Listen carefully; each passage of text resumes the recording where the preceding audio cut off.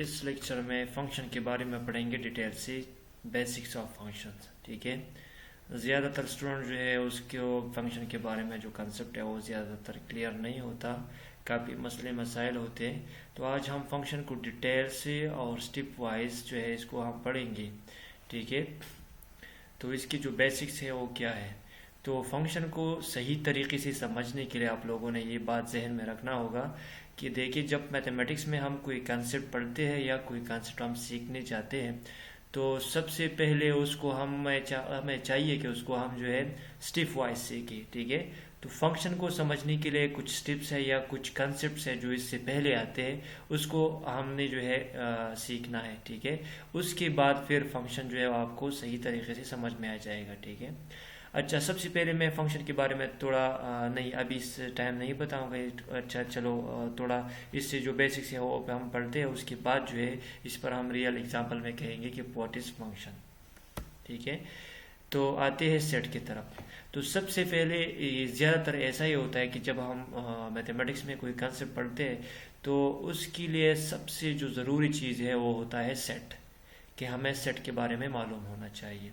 अभी हम फंक्शन पढ़ते हैं तो फंक्शन के लिए भी हमें सेट की ज़रूरत होती है कि जब हम फंक्शन डिफाइन करते हैं तो वो हम सेट पर डिफाइन करते हैं। अच्छा, इसके बाद जो है Cartesian product of two sets या कार्टेशियन प्रोडक्ट ऑफ सेट्स, दो सेट्स का भी हम कार्टेशियन प्रोडक्ट मालूम कर सकते हैं, दो से ज़्यादा भी कर सकते हैं। तो what is Cartesian product of sets, तो इसमें हम दो सेट्स लेते हैं और दोनों सेट्स के एलिमेंट्स की मदद से हम उसके ऑर्डर फेयर बनाते हैं। आगे जाके इस पर फिर बात करते हैं। उसके बाद जो कार्टेशियन प्रोडक्ट ऑफ सेट्स है उसके बाद हम पढ़ते हैं रिलेशन। तो ये तीनों जो है बहुत इम्पॉर्टेंट है, बहुत जो है वो बेसिक्स कॉन्सेप्ट्स है।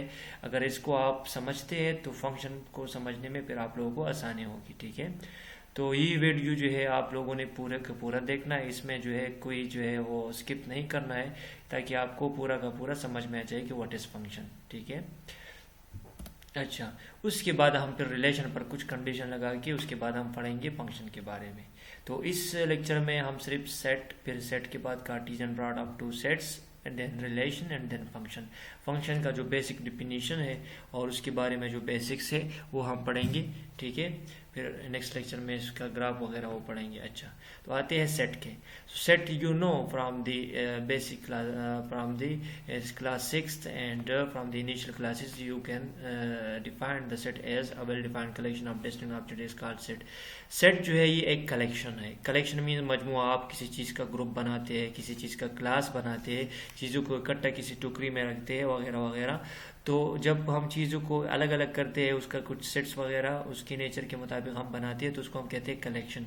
अभी मैथमेटिक्स में what is set, so mathematics में सेट वही कलेक्शन होगा जो वेल डिफाइंड होगा। अभी वेल डिफाइंड का मतलब क्या है, तो वेल डिफाइंड का मतलब हम जब सेट को डिफाइन करते हैं तो वेल डिफाइंड का मतलब ये है कि जब आप कोई कलेक्शन डिफाइन करते हैं या कोई कलेक्शन आप लेते हैं या कोई किसी कलेक्शन के बारे में आप बात करते हैं वर्बली या उसको रिप्रेजेंट करते हैं, कुछ कंडीशन देते हैं, तो इस तरह कलेक्शन होना चाहिए कि सब जो स्टूडेंट्स है या जितने भी टीचर्स है या जितने भी लोग है या आउटसाइड द कंट्री लोग है या इनसाइड द कंट्री है, जहाँ पर भी है वो तमाम लोग उससे एक ही जैसा जो है मतलब ले सके। फॉर एग्जाम्पल मैं एक एग्जांपल देता हूँ, काउंटर एग्जांपल। ठीक है, कि a set of 4 beautiful flower.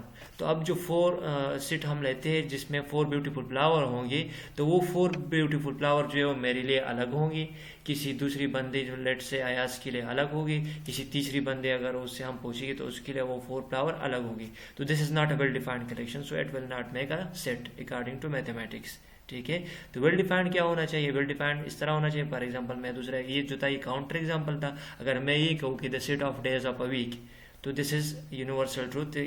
हर कोई जो इसके बारे में जानता है कि मैं किस चीज़ के बारे में बता रहा हूँ। तो जो 7 डेज है ऑफ अ वीक, वही उसी के बाद में उसके बारे में मैं बताता हूँ कि Sunday, Monday, Tuesday, Wednesday and so on. ठीक है, इसी तरह और भी एग्जांपल मैं ले सकता हूँ। For example the set of players of cricket team of Pakistan. ठीक है, the current team of Pakistan, अभी जो टीम है पाकिस्तान की, तो उससे जो हम सेट बनाते हैं उसमें जो प्लेयर्स है वो आपको बखूबी पता होगा कि वो कौन कौन है, उसके नाम आपके सामने आ जाएंगे। तो ये एक वेल डिफाइंड कलेक्शन है।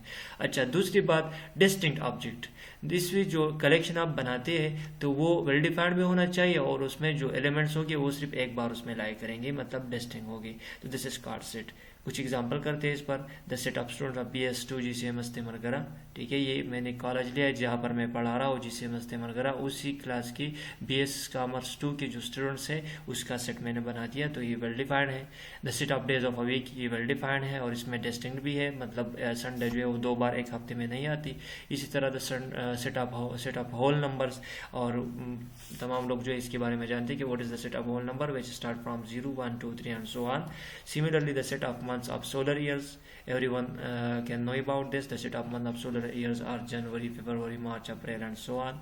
इसी तरह the set of members of the welfare organisation of the village Diyarun, आप कोई भी गांव ले सकते हैं, उसको आपने सही तरीके से मतलब डिफाइन करना है। मैंने इस पर एक गांव का नाम दिया है कि दियारून, तो उसका जो वेलफेयर ऑर्गेनाइजेशन की जो कमेटी है उसके मेंबर्स का सेट मैंने बना दिया है, ठीक है। तो इसी तरह चीज़ों को जो है वेल डिफाइन आप लोगों ने डिफाइन करना है, तो इसको हम फिर कहेंगे सेट। सेट के बारे में आप और भी पढ़ सकते हैं, इसी यूट्यूब चैनल पर आप लोगों को वीडियोस मिलेगी। सेट थ्योरी जो इसी आसान मैथ का जो चैनल है मेरा, उस पर जाके प्लेलिस्ट पे जाके प्लेलिस्ट में आप लोगों ने सेट थ्योरी खोल के, सेट थ्योरी में तकरीबन 4-5 लेक्चर मैंने सेट पर जो है वो अपलोड किए हुए हैं और आगे भी मैं अपलोड करूँगा इंशाल्लाह। तो सेट के बेसिक डिफिनीशन, उसकी रिप्रेजेंटेशन वगैरह आप लोग डिटेल से वहाँ से सीख सकते हैं, ठीक है। आप लोगों ने अगर से चैनल सब्सक्राइब नहीं किया हुआ है तो चैनल को सब्सक्राइब करें, इसी में फ़ायदा आप लोगों का होगा, मेरा भी थोड़ा होगा, लेकिन आप लोगों का फ़ायदा ये होगा कि आपको बर वक्त जो वीडियोस लेक्चर है वो आपको मिलते रहेंगे, ठीक है। अच्छा, अब सेट को हमने पढ़ लिया कि व्हाट इज सेट। सेट अब हम रिप्रेजेंट किस तरह करेंगे, तो सबसे पहले सेट को हम नाम देते हैं। तो नाम देने के लिए हमने जो है लेटर्स लेने हैं, अल्फ़ाबेट्स, और अल्फ़ाबेट्स के जो कैपिटल लेटर्स है वो हमने यूज़ करने हैं, capital A, capital B, capital C etcetera, ठीक है। तो सेट्स को हम नाम देंगे कैपिटल लेटर से, और जो मेंबर ऑफ द सेट है उसको फिर हम स्मॉल लेटर से रिप्रेजेंट कर सकते हैं, डिनोट कर सकते हैं। Let's say for example A is the set of geometry tools. मैंने एक सेट ले लिया जिसमें ज्योमेट्री टूल्स है, जिसमें आप लोगों के साथ स्क्वायर सेट है, इसी तरह प्रोटेक्टर है, कंपास है एक्सेट्रा, बहुत सारी चीज़ें हैं ज्योमेट्री टूल्स में, और उसको मैंने नाम दे दिया ए क्या है, कैपिटल है। तो ये इस तरह हम नाम दे सकते हैं। अच्छा, मेंबर्स ऑफ अ सेट, तो वही एलिमेंट्स या वही चीज़ें जो सेट में लाई करते हैं उसको हम कहते हैं मेंबर्स ऑफ द सेट और elements of the set. The element of a set और member of set is called its member and it can be denoted by small letters, it is ABC, ठीक है। तो इसको हम denote कर सकते हैं अगर हम नाम देना चाहे, जो मेंबर्स है उसको हम नाम देना चाहे, वेरिएबल असाइन करना चाहे, तो हम उसके लिए जो स्मॉल लेटर्स है वो यूज़ कर सकते हैं, small A, small B, small C etcetera, ठीक है जी। अच्छा, आगे जाते हैं रिप्रेजेंटेशन ऑफ सेट के बारे में। जो असल चीज़ है वो ये है कि रिप्रेजेंटेशन ऑफ सेट, हम सेट को किस तरह रिप्रेजेंट करेंगे, किस तरह उसके एलिमेंट्स को लिखेंगे, किस तरह लोगों के सामने वो पेश करेंगे कि इस सेट में ये वाले एलिमेंट्स लाई करते हैं। So a set can be represented in the following 3 ways, 3 तरीके हैं जी हमारे साथ। नंबर फर्स्ट है टेबुलर फॉर्म। टेबुलर फॉर्म में हम क्या करते हैं, या तो सारे एलिमेंट्स अगर हम लिख सकते हैं, वो इतने ज़्यादा नहीं है तो सारे एलिमेंट लिख लेंगे, अगर सारे नहीं लिख सकते तो कुछ एलिमेंट्स लिख के उससे फिर अंदाज़ा लगाया जाएगा कि यार इसमें कौन कौन से एलिमेंट्स आ रहे हैं, उसको लिखेंगे और उस एलिमेंट्स को हम कामा की मदद से सेपरेट करेंगे और उसको हम ब्रेसेस के दरमियान जो है इसको इनक्लोज करेंगे। तो सो फॉर एग्जाम्पल मैंने एग्जाम्पल लिया कि as the set containing 1 2 3 up to so on, it means that this is the set of natural number. तो ये है tabular form. So in the tabular form all the elements or some of the elements are written within the braces separated by commas, okay। अच्छा, आते हैं अब descriptive form में। Descriptive form में हम क्या करते हैं, statement is given which describe the elements precisely of a set, ठीक है। इसका डेफिनेशन है कि जब हम इस देखिए इस पर एग्जांपल करते हैं, ये वाला example A is equal to 1 2 3। अभी मैंने लिख लिया है कि A is equal to the set of natural number. हाँ, इससे ज़्यादा बेहतर यही होगा कि आप लोग इस तरह लिख ले कि A इज द सेट, इस इक्वल की जगह आप लोग अगर इज लिखे तो ज़्यादा मौजून रहेगा कि A is the set of natural number, तो पूरा का पूरा स्टेटमेंट बन जाएगा, इसमें मैथमेटिक्स जो है मतलब नहीं आएगा। तो ये इक्वलिटी की जगह आप इज लगाए तो ज़्यादा बेहतर होगा। सो डिस्क्रिप्टिव फॉर्म ये है कि इसमें हम एक स्टेटमेंट देते हैं और उस स्टेटमेंट से हमें पता चलता है कि इसमें कौन कौन से एलिमेंट मौजूद है। अच्छा जी, आते हैं सेट बिल्डर फॉर्म की तरफ। सेट बिल्डर फॉर्म जो है ये भी मैंने डिटेल्स इस पर वीडियो मौजूद है, आप जाके वहाँ से देख सकते हैं, ठीक है, सेट थ्योरी की प्लेलिस्ट में इसी चैनल पर। तो सेट बिल्डर फॉर्म इस तरह है कि A is the set containing the element x such that x is a natural number। ठीक है, इसमें हम बहुत सारे सिंबल यूज कर सकते हैं। ये वाला सिंबल लेस के लिए, ये वाला लेस और इक्वल के लिए, ये वाला greater than equal to, this is for belong, this is for does not belong, this is for there exist, and this is not for all। And one symbol here I use like this is a vertical line and this means that such that। ठीक है जी, ये बहुत सारे symbol है, मैंने detail से उसको lecture में रिकॉर्ड किया हुआ है। पहले जो सेट थ्योरी के बारे में मैंने बता दिया, ठीक है, वहाँ पर रिकॉर्डेड है। इसकी जगह हम डबल डॉट्स भी लगा सकते हैं, सेट दैट की जगह यहाँ पर डबल डॉट्स भी लगा सकते हैं और इस तरह वर्टिकल लाइन भी ड्रा कर सकते हैं। तो सेट बिल्डर फॉर्म में इस तरह होता है।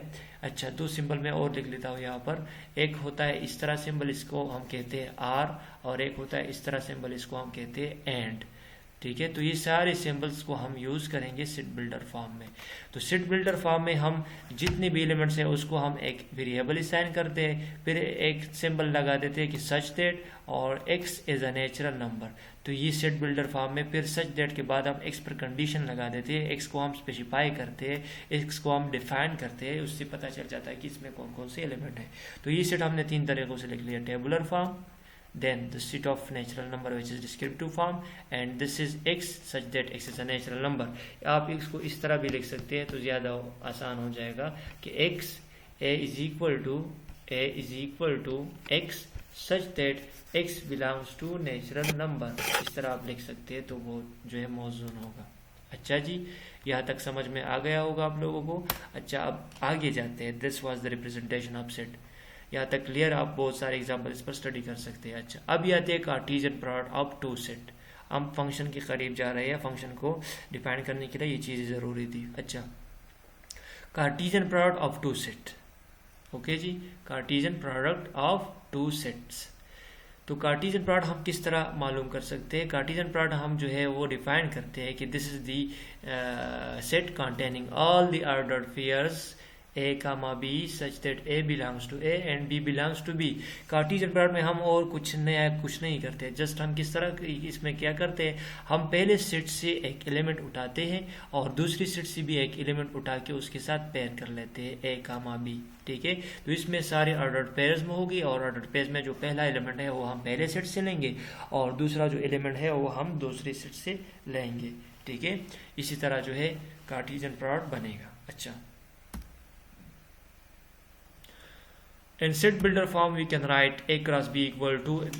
देखिए जी, मैथमेटिक्स में जो सेट बिल्डर फॉर्म है इसकी बहुत ज़्यादा एप्लीकेशन है, मतलब खासकर सेट थ्योरी में हम इस पर जो है बहुत सारे थ्योरम्स, बहुत सारे रिलेशंस या लॉज वगैरह हम इस पर, जैसा कि आप लोगों के साथ डी मॉर्गन लॉ है, ठीक है, इसी तरह कॉम्प्लीमेंट वगैरह बहुत सारी चीज़ें हैं, इसको हम सेट बिल्डर फॉर्म में आसानी से उसको वेरीफाई कर सकते हैं। अच्छा, तो a क्रॉस b अभी हमने इसको भी डिफाइन किया सेट बिल्डर फॉर्म में। This is the set containing the elements of the form this a comma b means order pair form में इसमें एलिमेंट होंगे such that कंडीशन ये है कि a will belongs to a means small a will belongs to a first set से belong करेगा और b belongs to second set b।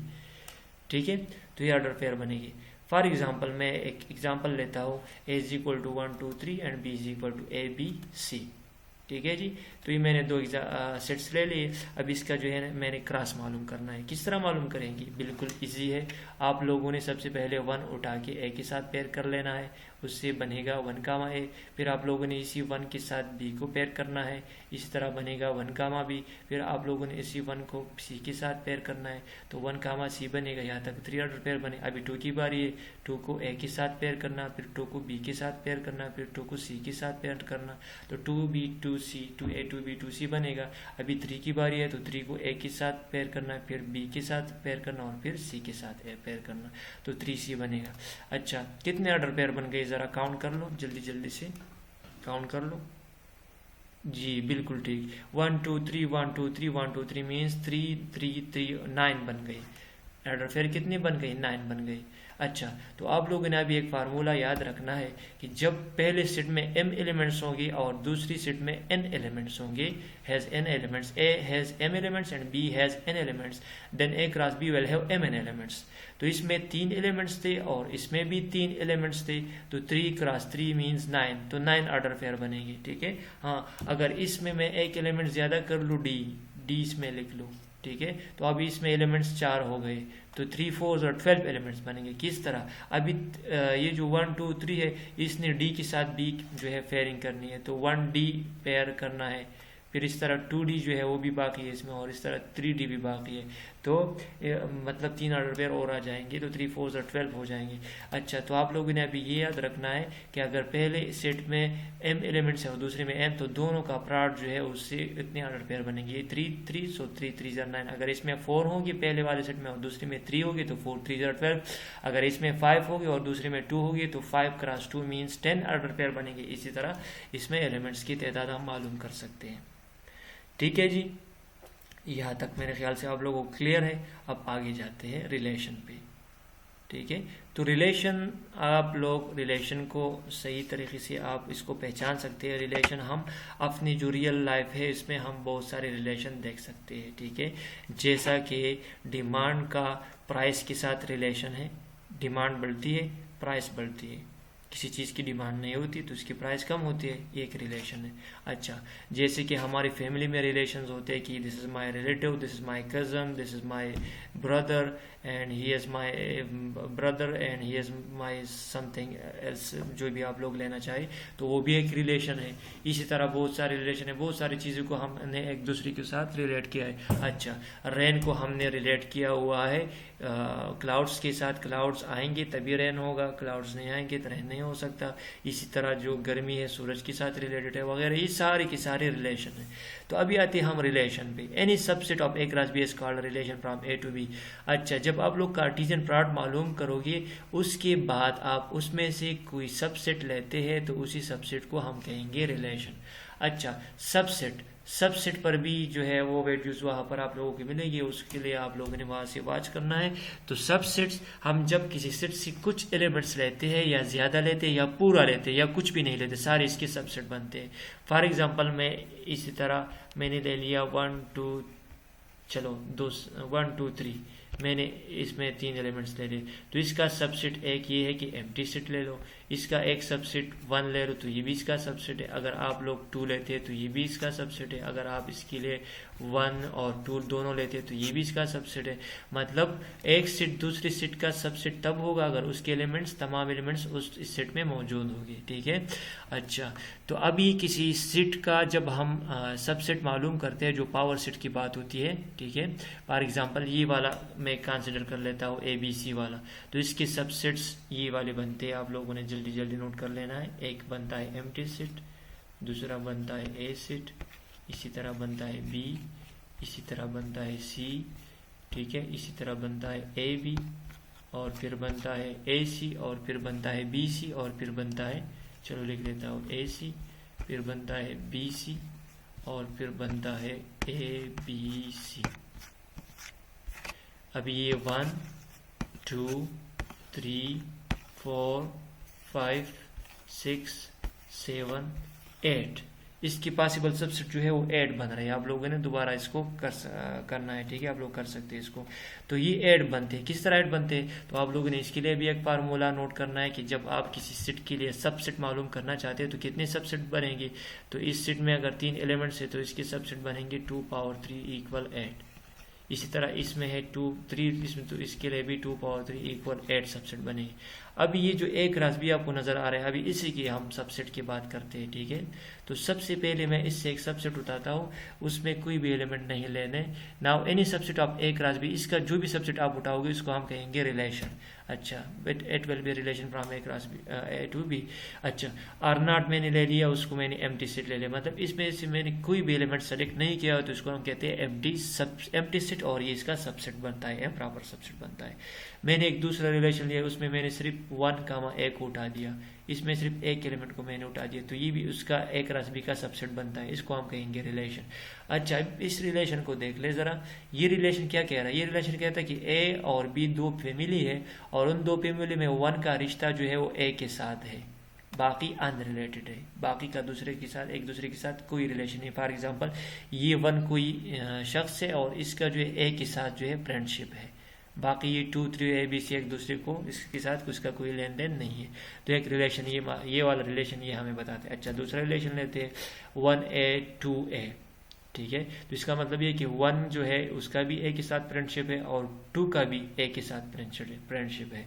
इसी तरह R3 ले सकते हैं, 1C 2A 2B। 1 का जो है C के साथ रिश्ता है, इसी तरह 2 का A के साथ रिश्ता है और 2 का B के साथ भी रिश्ता है।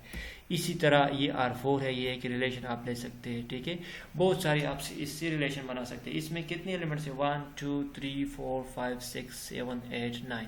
इसका मतलब ये है कि इससे आप जो पॉसिबल रिलेशन है आप 2 पावर 9 जो है आप लोगों ने कैलकुलेट करना है। इतने सारे रिलेशन आप एक रस बी से जो है आप बना सकते हैं। इतने सारे रिलेशन पॉसिबल है ए से बी तक, ठीक है। एक रिलेशन ये कि किसी का साथ रिश्ता नहीं है। एक रिलेशन ये हो कि 1 का ए के साथ रिश्ता है। दूसरा आप ले सकते हैं 1 का बी के साथ रिश्ता है। तीसरा ले सकते हैं 1 का सी के साथ रिश्ता है। इसी तरह बहुत सारे जो है 2 पावर 9 पॉसिबिलिटी है रिलेशन बनाने की इस एग्जाम्पल में, ठीक है। अच्छा जी,